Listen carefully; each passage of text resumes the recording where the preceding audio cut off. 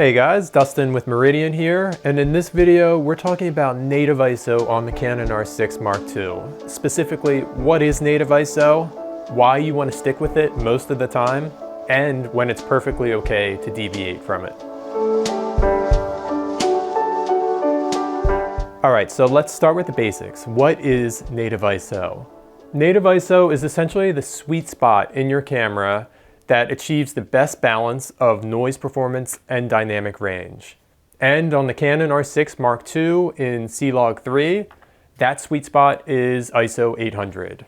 And at that level, you'll get the best performance of dynamic range, which essentially means that you'll be able to capture the widest range of luminance values from the shadows to the bright highlights.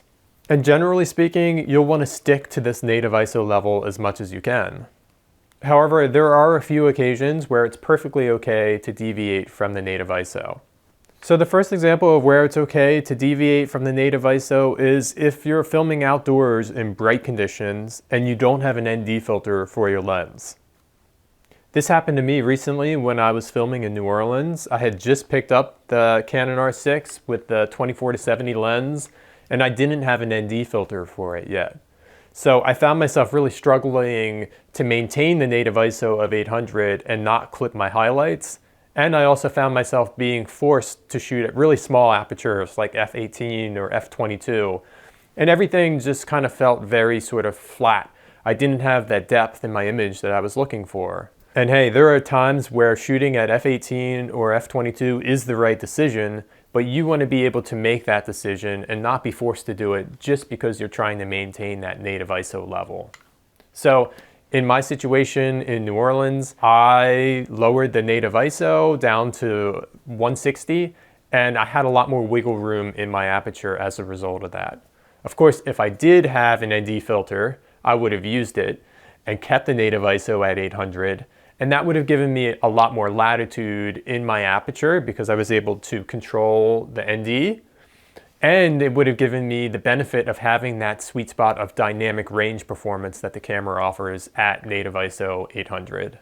Another situation where it's perfectly okay to adjust your ISO is in controlled lighting situations, particularly indoor situations. And this is where understanding the trade-offs of adjusting your native ISO really come into play. So if you lower your native ISO, essentially what you're doing is just slightly reducing the dynamic range in your image. And in controlled lighting situations where you have the ability to adjust the intensity of those lights, dynamic range isn't as much of a factor. So if you film a lot of indoor interviews like I do, by all means, feel free to adjust that native ISO because you simply don't need the dynamic range to be as great as if, for instance, you're shooting outdoors in bright environments. So those are a couple examples of when it's okay to lower your ISO levels, but how about if you're in a situation where you need to increase your ISO levels? And this is a good opportunity to talk about the difference between full stops of ISO increases versus incremental stops. By default, most cameras will increase ISO in 1/3 stop increments. However, you're going to get better noise performance at the full stop increases rather than those 1/3 stop increases. So what do I mean by a full stop? Essentially, a full stop is a doubling of the native ISO. So from native ISO 800, at 1600, you're going to have a full stop. If you double 1600 at 3200, you'll have another full stop. 6400, you get what I mean. So at these ISO levels, you'll get cleaner noise performance than you will at a lot of the incremental ISO amounts in between those. And that's just simply because at these levels, the camera has to do less digital manipulation to get the gain levels set accordingly.